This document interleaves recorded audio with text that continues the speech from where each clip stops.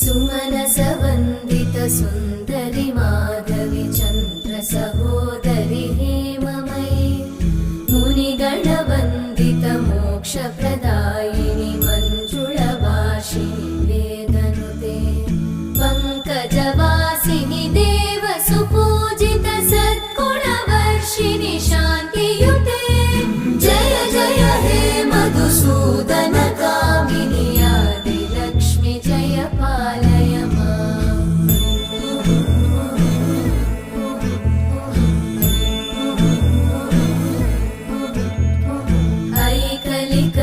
ऐकलिकल्मषनाशिनि कामिनि